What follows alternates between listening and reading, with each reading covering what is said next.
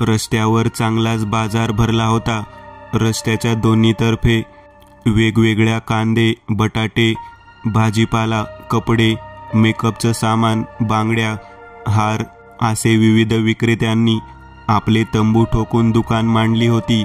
तर काहींनी रस्त्यांवरच आपले जे काही सामान असेल ते विकायला ठेवलं होतं. प्रत्येक दुकानासमोर पुरुष, स्त्रिया, तरुण तरुणी ग्राहकांची चांगलीच गर्दी जमलेली दिसत होती.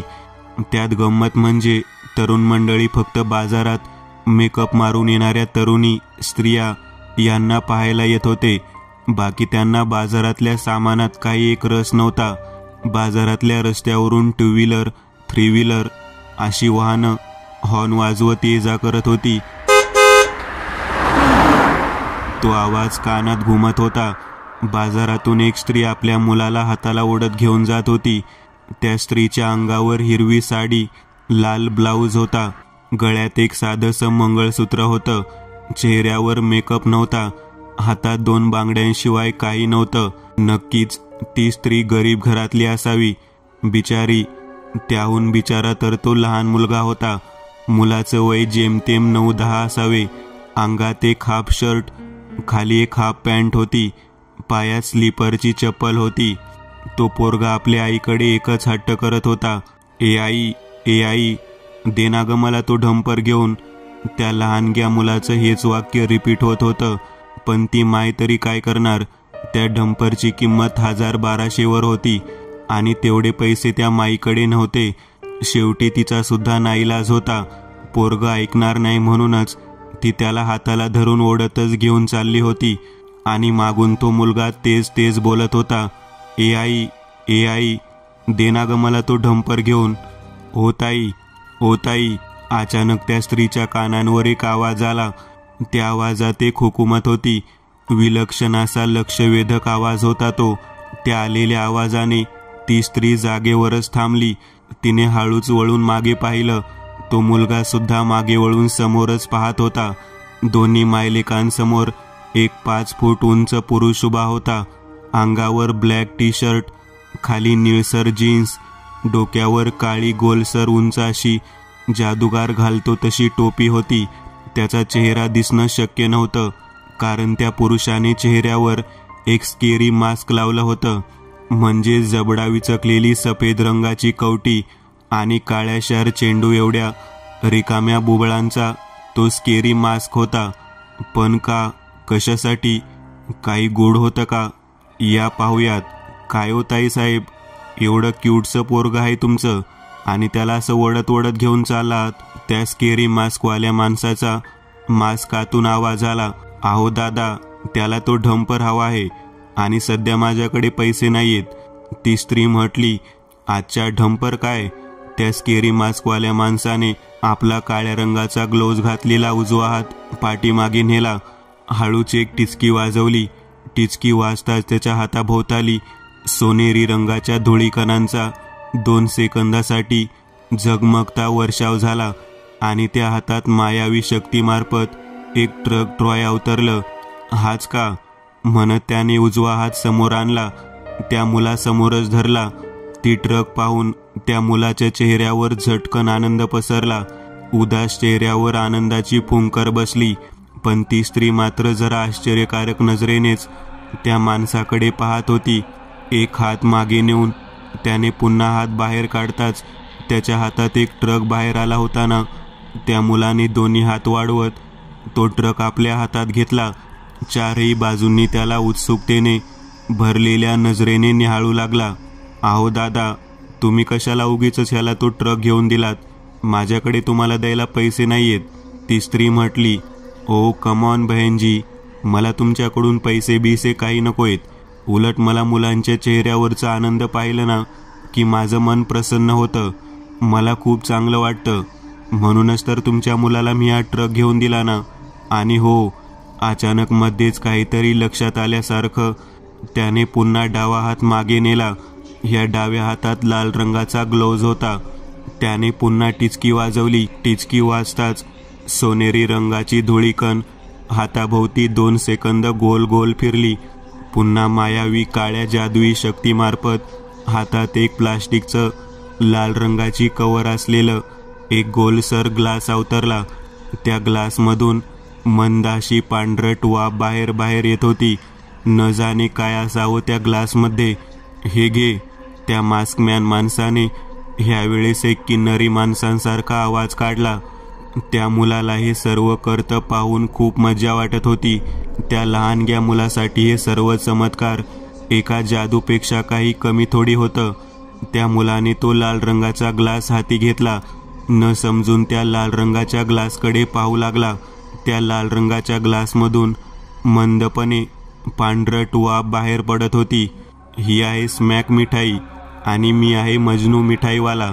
त्याच्या किन्नरी आवाजानंतर तो मास्कमॅन विचित्ररित्या हसू लागला. ते हास्य पाहून ती स्त्रीसुद्धा हसली. मिठाई, स्मॅक मिठाई. त्या मुलाने मोठ्या खुशीत मजनूकडे पाहिलं. त्यावर तोंडावर मास्क चढवलेल्या मजनूने हलकेच होकारार्थी हळूहळू मान हलवली. तू खाऊन बघ ना. त्याचा आवाज पुन्हा बदलला, पुरुषी झाला. त्या आवाजात आता हाव जाणवू लागली. न जाणे ती मिठाई खाताच काहीतरी घडणार होतं. हो मान हलवत त्या मुलाने हातात असलेल्या लाल रंगाच्या प्लास्टिकच्या ग्लासमध्ये हात घातला. 2 बोटांची चिमटी बनवून आतून गुलाबजामुन बाहेर काढलं. त्या गुलाबजामुनमधून सफेद वाफ बाहेर पडत होती. मजनू मिठाईवाला अगदी ताठ उभा त्या मुलाच्या कृतीला निहाळत बसला होता.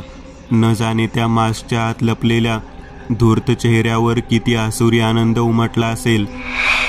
त्याच्या चेहऱ्यावरचे धूर्त कपटी हावभाव न जाणे कसे असतील.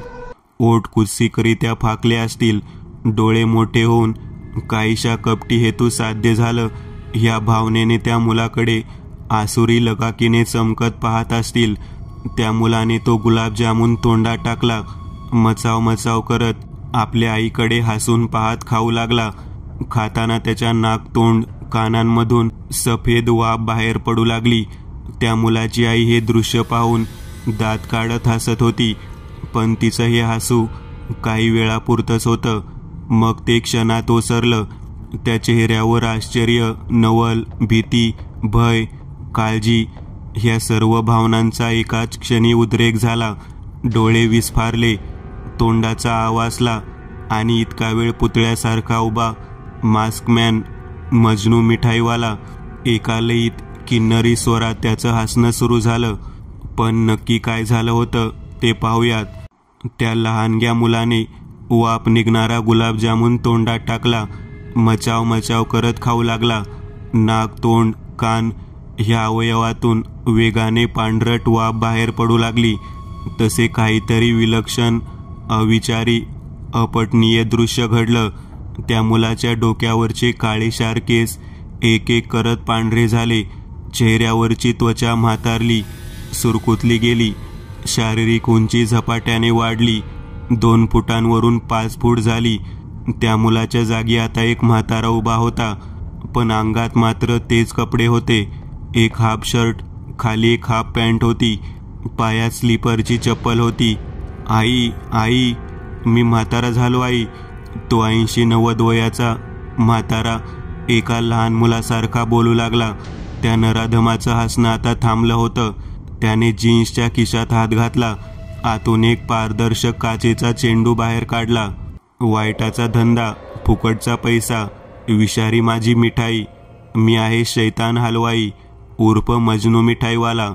त्याच्या या वाक्यावर काहीतरी घडलं. त्या म्हाताऱ्याचं सर्व शरीर 2 सेकंद प्रखर प्रकाशित झालं. त्या शरीरातून एक चमचमती शुभ्र वाफ बाहेर पडली आणि त्या चेंडूत सामावली.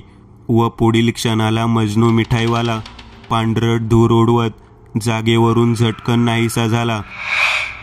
कल्पनाशक्तीची थेरं उडवणारं हे असलं भयंकर दृश्य पाहून ती स्त्री मोठ्याने किंचाळली. तसा बाजारातला माणसांचा फेरा थांबला. जो तो वळून त्या स्त्रीकडे नवलाने, आश्चर्यभरीत नजरेने पाहू लागला. आई. तो म्हातारा पुन्हा बरळू लागला. त्या स्त्रीने त्या म्हाताऱ्याकडे पाहिलं. तिची सहनशक्तीच आता अंत पावली होती. शेवटी मेंदूवर ताण पडला व झटकन ती स्त्री भोवळ येऊन खाली कोसळली. तिच्या बाजूला उभा असलेला तो म्हातारा त्या स्त्रीजवळ आला. आई, आई, काय झालं तुला? उठ नाही. तो म्हातारा त्या स्त्रीला उठवू लागला. आजूबाजूला उभी लोक हसत खिदळत तमाशा पाहू लागले.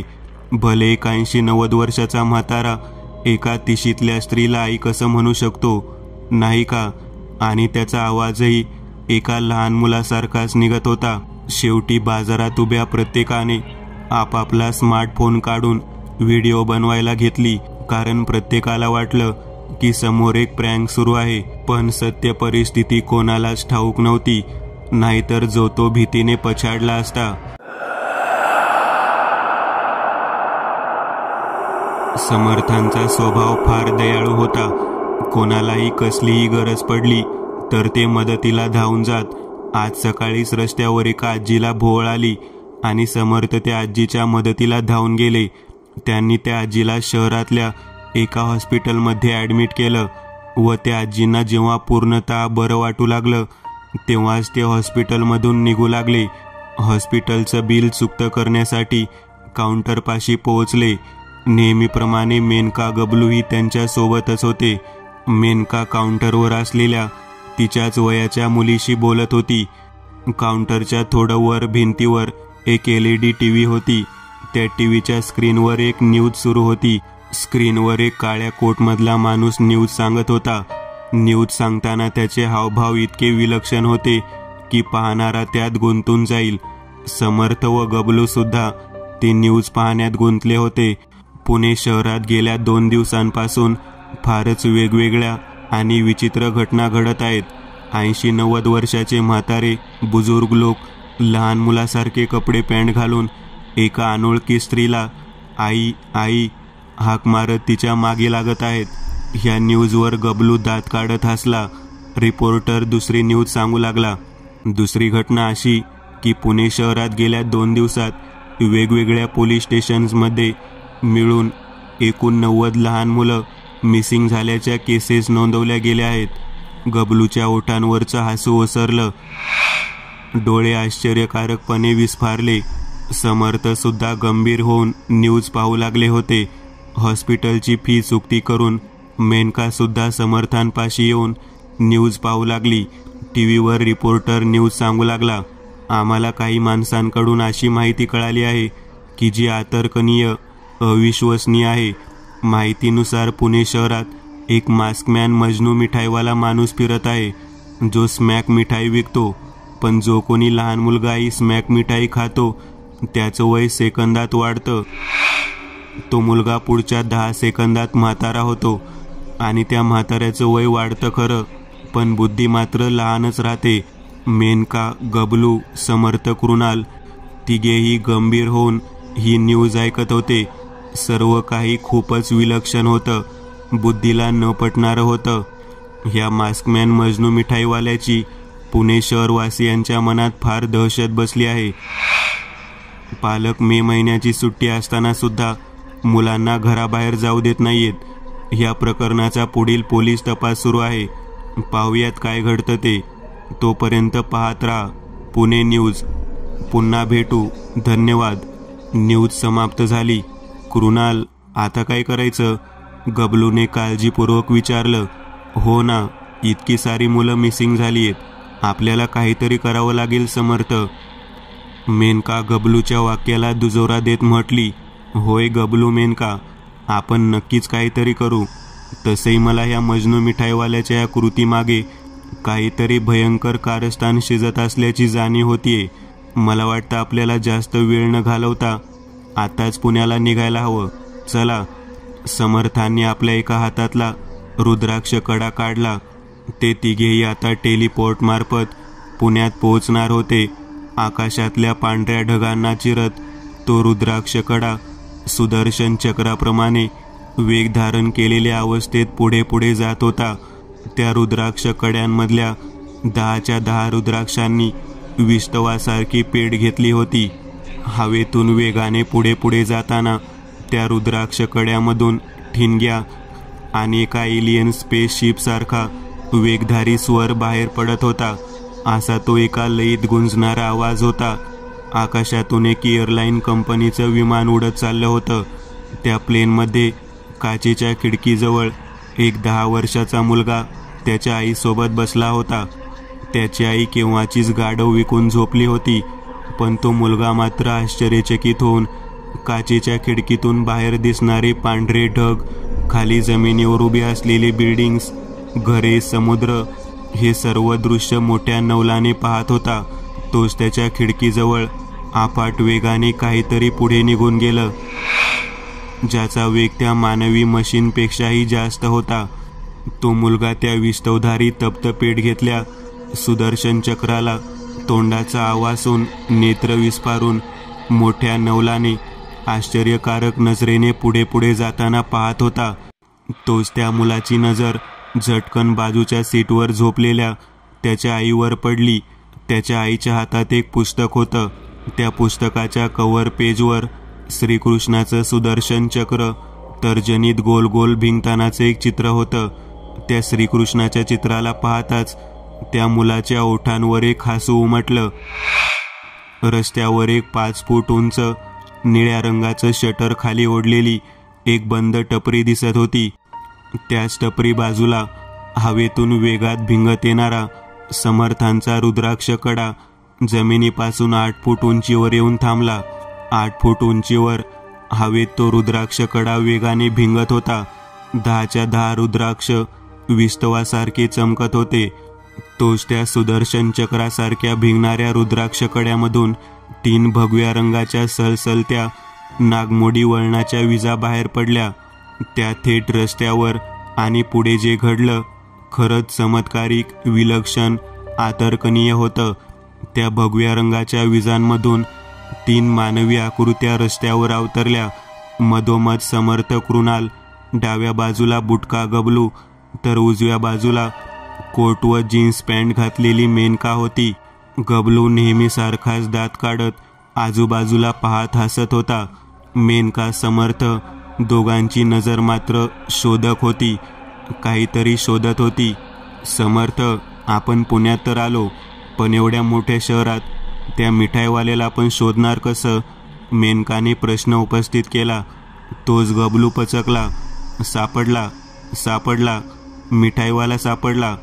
तो बघा, कृष्णालाल मिठाईवाला. गबलू जिथे पाहत होता त्याच दिशेने ह्या दोघांनीही पाहिलं. रस्त्या बाजूला एक मोठं मिठाईचं दुकान होतं. दुकानाच्या बाहेर एक लाईटचा बोर्ड लावला होता. त्याच रोषणाईत एक नाव तयार केलेलं, कृष्णालाल मिठाईवाला अँड स्वीट्स. दुकानात काचेच्या कप्प्यांमध्ये पिवळ्या रंगाच्या लाईट्समध्ये वेगवेगळ्या प्रकारच्या मिठाई ठेवल्या होत्या. काजू कतली, गुलाबजामुन, पेढे, लाडू, मोदक, अजून खूप साऱ्या मिठाई होत्या. पण मजनू मिठाईवाल्याच्या भयाने मिठाईच्या दुकानात ग्राहकांची कमी होती. गबलू हावरटासारखा त्या मिठाईंकडे पाहत जिभल्या चाटत ओठांवरून जीभ फिरवत होता. गबलू, हावरट, तुला खाण्याशिवाय दुसरं काही सुचत नाही का? बावळट कुठचा. सकाळी हॉस्पिटलमध्ये ती केळी, सफरचंद, द्राक्षे हादडलीस, तरीसुद्धा आता मिठाई खायला हवीये. मेनका गबलूला चांगलाच झापत होती आणि तो नजर चोरत आजूबाजूला खाली पाहत होता. समर्थ मात्र त्या टपरीजवळ उभे होते. टपरीच्या निळसर शटरच्या पत्र्यावर एक पिवळ्या रंगाचा कागद चिटकवला होता. त्या कागदावर काळ्या रंगाने मोठ्या अक्षरात काहीतरी लिहिलं होतं. तेच समर्थ वाचत होते. मेनकाने गबलूला 2-4 बाता सुनावल्या होत्या. तसं त्या बिचाऱ्याची काही वेळाकरिता भूकच मेली होती. फक्त काही वेळाकरिता बरं का. मेनकाने बाजूला पाहिलं. तिला टपरीजवळ पाठमोरे उभे समर्थ दिसले. मेनका चालत समर्थांजवळ आली. तिने समर्थांच्या चेहऱ्याकडे पाहिलं. तसं तिला जाणवलं समर्थांची नजर समोर स्थिरावली आहे. चेहऱ्यावर जरासे गंभीर भाव आहेत. मेनकाने सुद्धा समोर पाहिलं. समोर टपरीच्या निळ्या रंगाच्या शटरवर एक पिवळा कागद चिटकवला होता. त्यावर काळ्या अक्षरात लिहिलं होतं, पुण्यातील प्रसिद्ध सोने विक्रेते घनश्याम शेठ यांच्या मुलाच्या वाढदिवसानिमित्त संपूर्णतः पुणे बांधवांना परिवारासहित निमंत्रण. त्याच मजकुरावर एक काठ होती, वाढदिवसाला येताना तुमच्या लहान मुलाला घेऊन यायला विसरू नका. लहान मुलाशिवाय प्रवेश मिळणार नाही. मजकूर इतकाच होता आणि त्यावर आजचीच तारीख होती. वेळ 7ची होती. आताला 6:50 झाली होती. वाढदिवसाची पार्टी सुरू व्हायला फक्त 10 मिनिटे उरली होती. समर्थ, तुम्ही सुद्धा तोच विचार करत आहात का? मेनकाने हे वाक्य त्या पिवळ्या कागदाकडे पाहत उच्चारलं. मग जरा थांबून तिने समर्थांकडे पाहिलं व पुढे म्हणाली, जो मी करतीये. तिच्या या वाक्यावर समर्थांनी गंभीरपणे होकारार्थी मान हलवली. गबलू त्या दोघांचं बोलणं गप्प उभा राहून ऐकत होता. वाढदिवसाला मोठ्या संख्येने लहान मुलं असतील, म्हणजे तो मजनू मिठाईवालाही नक्कीच तिथे येणार. होय, अगदी बरोबर मेनका, अचूक ओळखलंस. आणि हा मजनू काही घोळ घालण्या अगोदरच आपल्याला लवकरात लवकर तिथे पोहोचायला हवं. समर्थ म्हटले. तोच गबलूचा आवाज आला. पण आपल्याकडे लहान मुलगा कुठे आहे? आता लहान मुलगा कुठे शोधायचा? गबलूने त्या दोघांकडे भुया उडवत आळीपाळीने पाहिलं. पण मेनका मात्र गबलूकडे बारीक डोळे करत गालात हसत पाहत होती. तिच्या मेंदूत नक्कीच काहीतरी शिजत होतं, हे गबलूने लागलीच ओळखलं. ए मेनका, अशी काय पाहतेस? गबलूने विचारलं. तोच मेनकाने समर्थांकडे पाहिलं. गालात हसत म्हटली, लहान मुलगा मिळाला समर्थ, निघायची तयारी करूया. पुणे, घनश्याम सदन. पुणे शहरात घनश्याम शेठला कोण ओळखत नव्हतं? नाही, फक्त पुण्यातच नाही तर पूर्णतः भारतातच त्याला कोण ओळखत नव्हतं. घनश्याम शेठचा ज्वेलरीचा बिझनेस भारतातल्या प्रत्येक स्टेटमध्ये पसरला होता. हर एक स्टेटमध्ये त्याची 10-15 दुकानं होती. दिवसाला करोडो रुपयांची उलाढाल व्हायची. पाण्यासारखा पैसा घरात यायचा. बिझनेसमध्ये त्याचे सहकारीही होतेच, नाहीतर एकट्याने हा बिझनेस सांभाळणं काही शक्य नव्हतं. सोने बनवण्याची कंपनी, दिवसाला होणारी कमाई चेक करणं, कामगारांचा पगार पुरवणं, बिझनेस स्टेटस चेक करणं, ETC अशा वेगवेगळ्या कामांसाठी मोजलेले सहकारी होतेच. अरे पण आपल्याला या बिझनेसची काय घेणं देणं? आपण काही घनश्यामची कंपनी इतकी खोलात जाऊन पाहत आहोत, नाही का?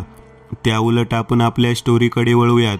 म्हणायला घनश्याम शेठ अंबानीच्या कमरे इतका श्रीमंत होता, त्यामुळे सर्व पुण्यातल्या माणसाला जेवायला घालणं त्याला काही कठीण काम नव्हतं. घनश्याम शेठचं घर काही बंगलो, इमारत नव्हती, तर तब्बल 350 फुटांवर पसरलेली एक जुनाट बांधकाम केलेली आयकॉनिक हवेली होती. नाही, त्या हवेलीचं वर्णन नको. कशाला? तर आपल्याला फक्त पार्टीत जायचं आहे, हवेलीत नाही. चला तर. घनश्याम शेठने आपल्या एकुलत्या एक लेकाच्या वाढदिवसाला संपूर्णतः पुण्याला आमंत्रण दिलं होतं. पोस्टर लावले होते. न्यूज चॅनलवरही सांगितलं होतं. ज्याने वाढदिवसाला चांगलीच माणसं जमली होती. जो तो आपल्या लहान मुलाला घेऊन परिवारासहित तिथे उपस्थित होता. पण कशासाठी? तर फक्त खाण्यासाठी. बाकी त्यांना त्या वाढदिवसाशी काही घेणं देणं नव्हतं. असो. हवेलीच्या मोठ्या गेटसमोर 2 काळेकुट्ट आफ्रिकन बाउन्सर हाताची घडी घालून उभे होते. त्या दोघांसमोरून पालक आपल्या मुलाचं थोबाड ID कार्ड असल्यासारखं त्या दोघांना दाखवत आत प्रवेश करत होते. तोच 3 आकृत्या त्या गेटपासून जरा दूर थांबलेल्या दिसल्या. त्या आकृत्या म्हणजे मेनका, समर्थ, कृणाल. त्या दोघांच्याही अंगावर तेच कपडे होते जे नेहमीच असतात. समर्थांच्या अंगावर भगवा फुलबाह्यांचा कुर्ता, खाली व्हाईट पॅन्ट, तर मेनकाच्या अंगात ब्लॅक कोट, खाली निळी टाईट जीन्स. पण हे काय? हा तिसरा कोण बरं? अंगात एक पिवळसर हाफ टी-शर्ट, खाली चॉकलेटी हाफ पॅन्ट, पायात रंगेबिरंगी पॉम वाजणारे बूट आणि हातात एक लॉलीपॉप होता. मेनका, तुला सोडणार नाही मी. बघून घेईल तुला. मला लहान मुलगा बनवला. अच्छा, तर हा लहान मुलाचे कपडे घालून उभा दुसरा कोणी नसून आपला गबलू आहे तर. गबलूने असं म्हणतच हातातला लॉलीपॉप तोंडात टाकला व चघळू लागला. तोच समर्थांचा आवाज आला. गबलू, आता आपल्याला फक्त मजनूला कसं पकडायचं याचा विचार करायला हवा. हे बघ, जर आपण मजनूला पकडलं तर मी तुला हवं ते मिठाई खायला देईन. मिठाई? मिठाईच्या लालसेने गबलू पिघळला, दात काढत हसला. चला आता. समर्थ, कृणाल, मेनका आणि लहान मुलगा गबलू चालत गेटजवळ आले. गेटपाशी ते 2 बाउन्सर उभे होते. त्यांनी या तिघांचं निरीक्षण केलं. एक वेळ त्या दोघांनी गबलूकडे पाहिलं. गबलूच्या चेहऱ्यावरून तो लहान आहे असं काही वाटत नव्हता. त्याचा चेहरा उलटा खोपडी होता. खप्पड चेहरा व तोंडाचा जबडा नेहमीच विचकलेला असायचा. समोरच्याकडे पाहून दात दाखवले जायचे. हानवटीखाली थोडीशी दाढी होती. हाताची बोटे जाडजूड होती. हे कसं पोरग आहे? काय आहे नक्की? एक बाउन्सर न समजून स्वतःशीच म्हणाला. तो दुसरा बाउन्सर सुद्धा गबलूकडे तसंच पाहत होता. तोच गबलूने त्याच्याकडे दात काढत पाहिलं, पण तो काळकुट्ट बाउन्सर मात्र कोड्यात पडलेल्या नजरेने गबलूकडे पाहत होता. तसं गबलूच्या चेहऱ्यावरचं हसू ओसरलं. त्याने मान खाली घातली. त्याला वाटले या बाउन्सरला कळालं की काय की आपण लहान मुलगा नाही आहोते. ओ भो, माझा मुलगा लहानपासूनच थोडा अशक्त आहे हो. त्याला आम्ही बोर्नविटा खायला नाही घातलं ना, म्हणूनच असा दिसतोय. आता सोडता का आम्हाला? मेनका मध्येच म्हटली. तिच्या त्या वाक्यावर दोन्ही बाउन्सरनी एक वेळ मेनकाकडे पाहिलं, मग गबलूकडे पाहिलं. तसा गबलूने तिरकस कटाक्षासहित त्या दोघांकडे पाहिलं व दात विचकत हसला. Yes yes, please come, please come. एका बाउन्सरने एक हात मागे नेला व आत जाण्याचा इशारा केला. समर्थ, कृणाल, मेनका, गबलू तिघेही उघड्या गेटमधून आत घुसले. 15x15ची एक डिजिटल स्क्रीन दिसत होती. स्क्रीनवर एक 3 थरांचा सफेद रंगाचा केक दिसत होता. सर्वात पहिला खालचा थराचा भाग मोठा होता. दुसरा थर पहिल्यापेक्षा थोडासा लहान होता आणि सर्वात वरचा थर लहान होता. त्या केकमधून सफेद रंगाची वाफ हळूवार मंद गतीने नागमोडी वळणासहित बाहेर पडत होती. मजनू मिठाईवाल्याच्या विषारी मिठाईतून सुद्धा अशीच वाफ बाहेर पडते ना? बरोबर ओळखलं. केक समोर एक 12 वर्षाचा मुलगा उभा होता. अंगात काळ्या रंगाचा ब्लेजर, खाली निळी जीन्स, हातात हिरव्या रंगाची प्लास्टिकची सुरी होती. त्या मुलाच्या बाजूलाच पोटाची ढेरी निघालेला घनश्याम शेठ उभा होता. अंगात एक काळसर जॅकेट, आत पांढरट सदरा, खाली पॅन्ट. घनश्याम शेठच्या बाजूला त्याची पत्नी उभी होती. त्याच्या बायकोने सोन्याची साडी घातली होती. अंगावर विविध प्रकारची आभूषणे चढवली होती. फक्त तोंडावर सोन्याची मेकअप मारणं तेवढं राहून गेलं होतं. पैशाचा माज, अजून काय? Happy birthday to you, happy birthday to you. तिथे उपस्थित स्त्री पुरुष सगळ्यांच्या तोंडून एकच वाक्य बाहेर पडू लागलं. घनश्याम शेठचा मुलगा मोजव सुद्धा बापावरच गेला होता. खाऊन पिऊन चांगला गेंड्यासारखा माजला होता. फुग्यासारखा फुगला होता. एक टाचणी टोचली तर फट आवाज करत फुटेल. घनश्याम शेठच्या लेकाने उजव्या हातात पकडलेल्या सुरीने पिझ्झाच्या कापेसारखा केक कापला. त्या केकमधून हळुवारपणे मंद अशी वाकडी तिकडी पांढरट बाहेर पडत होती. कापलेला केक घनश्यामच्या लेकाने मोजेने हातात घेतला. प्रथम आपल्या वडिलांना भरवला, मग आईला भरवला. तो स्मॅक केक खाताच घनश्याम शेठचं नाक, कान, तोंडातून सफेद रंगाची वाफ इंजिनच्या नळीतून वेगाने धूर बाहेर पडावी तशी बाहेर पडली. घनश्यामच्या पत्नीचं सुद्धा तसंच झालं. वाफ बाहेर पडताना फस असा विचित्र आवाज झाला आणि पुढच्या क्षणाला असं काही आश्चर्यचकित करणारा प्रकार घडला की तिथे उपस्थित माणसे सर्वच्या सर्व भीतीने गोठून गेली. घनश्याम शेठचा चेहरा निळ्या, लाल, पिवळसर रंगाने चमकू लागला. हात, पाय, पोट, सर्व शरीरातून एक प्रखर असा तांबडसर प्रकाश प्रज्वलित झाला व पुढे घडणारं दृश्य फारच विचित्र, मतिगुंग करणारं होतं. घनश्याम शेठ व त्याची पत्नी दोघांच्याही शरीरातील हाडे, स्नायू, मांस, हातपाय, सर्व शरीरच आतल्या आत खेचू लागलं. जसं की शरीराची रचना पुन्हा एकदा वाढण्याऐवजी कमी होऊ लागली असावी. म्हणजे ज्या शरीराची वाढ होत होती तेच शरीर पुन्हा एकदा पहिल्यासारखं लहान झालं. आता ह्या क्षणी घनश्याम शेठच्या जागी एक 10 वर्षाचा मुलगा उभा होता. घनश्याम शेठच्या पत्नीचं सुद्धा तसंच झालं होतं. मोजो विस्फारलेल्या नजरेने आपल्या बाजूला उभ्या त्या 2 मुलांकडे पाहत होता. त्याच्या हातातला स्मॅक केक केव्हाचाच गळून खाली पडला होता. पप्पा, मम्मी त्या 10 वर्षाच्या पोरांकडे पाहत मोजो रडवेल्या स्वरात पाहत म्हटला, हे काय झालं तुम्हाला? समोर उभी पब्लिक, मीडियावाले, सर्वांचे कॅमेरे स्टेजवर खेचले गेले होते. घडलेली घटना तिथे उपस्थित सर्वांच्या मनावर कायमचीच कोरली जाणार होती. पार्टीत उपस्थित पोलीस यंत्रणा, बॉडीगार्ड सर्वच्या सर्व अचंबित नजरेने पुढचं दृश्य पाहत होते. केक खाताच 40शीतले घनश्याम शेठ, त्यांच्या पत्नी, दोघेही डोळ्याची पापणी लवतेने लवते तोच 10 वर्षाच्या मुलात बदलले होते. सामान्य मानवी जीवनाच्या वाटेवर चालताना ह्या सामान्य माणसांना असं काही पाहायला मिळणं म्हणजे खरंच आश्चर्यचकित करणारी गोष्ट होती. घडलेल्या ह्या घटनेने तिथे उपस्थित सुरक्षा यंत्रणेचे धाबे दणाणले होते. जो तो मतिबधीर झाल्यासारखा जागेवरच उभा होता. तोच माणसांना आजूबाजूला सारत समर्थ, कृणाल, मेनका, गबलू तिघेही स्टेजवर आले. समर्थांनी घनश्याम शेठ व त्यांच्या पत्नींकडे पाहिलं. मग त्यांच्या मधोमध उभ्या रडणाऱ्या मोजोकडे पाहिलं. शांत हो बाळा, रडू नकोस. तुझ्या आईवडिलांना मी पुन्हा पहिल्यासारखं करेन, कारण तुझ्या आईवडिलांची अवस्था करणारा नराधम इथेच कुठेतरी आहे आणि मी त्याला सोडणार नाही. समर्थांच्या आवाजात आत्मविश्वास होता. क्षणार्धात मोजो रडायचा थांबला. त्याने दोन्ही डोळे पुसले व म्हटला, खरंच कृणाल आपल्या शब्दांचा पक्का आहे बाळा. समर्थांनी मोजोच्या खांद्यावर हात ठेवला. तेवढ्यात घनश्याम शेठ व त्याच्या पत्नीचं दोघांचेही शरीर शुभ्र धवल प्रकाशाने चमकून उठलं. तसे समर्थांनी पटकन त्या दोघांकडे पाहिलं.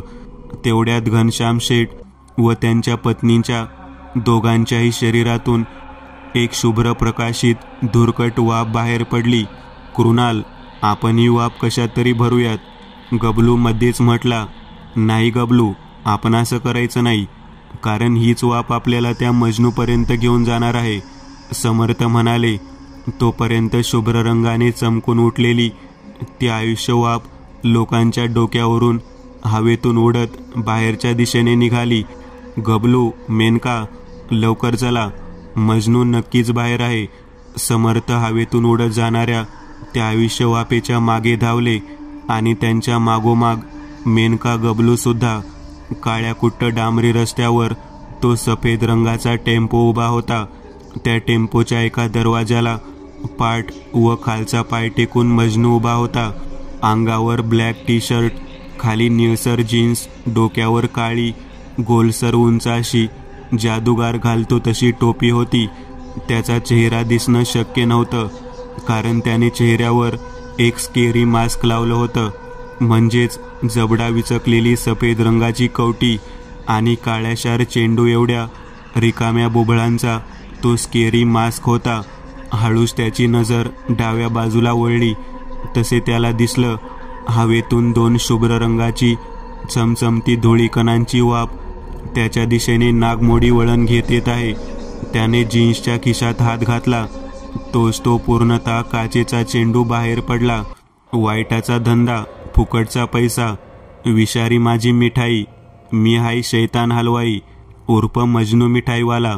त्याच्या या वाक्यावर तो हातातला काचेचा चेंडू हिरवट रंगाने चमकला.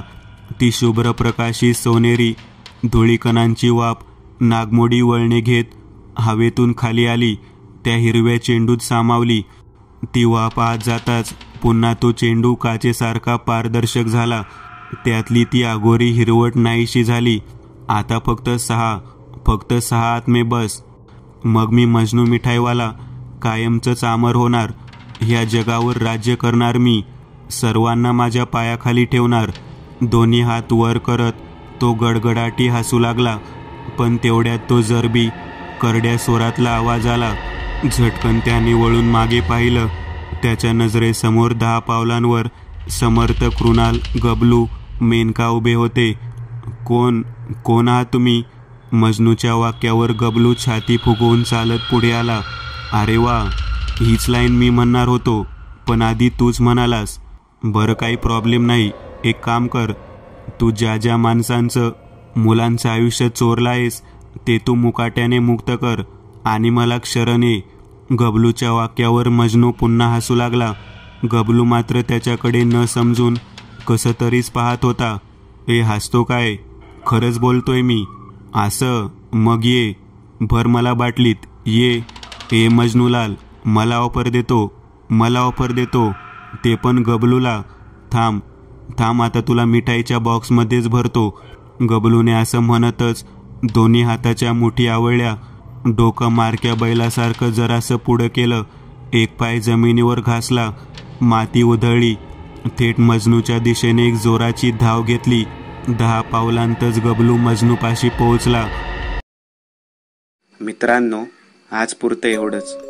तुम्हाला जर काही गोष्ट आवडली असेल तर नक्की लाईक करा. तुमच्यापैकी बरेचसे जण व्हिडिओ लाईक न करताच पळून जातात, पण हा जर व्हिडिओ तुम्ही लाईक केला तर मला जरा बरं वाटेल आणि असेच भारी भारी व्हिडिओ बनवायची माझ्यात एनर्जी येईल. त्यामुळे नक्की लाईक करा. आणि अजूनही कोणी या चॅनलला सबस्क्राईब केलेलं नसाल तर लगेच सबस्क्राईब करून टाका. आणि बाजूची घंटी ती मात्र दाबायला विसरू नका. देवाची घंटी आहे ती. चला तर मग पुन्हा भेटूया अशीच एक आगळी वेगळी गोष्ट घेऊन पुढच्या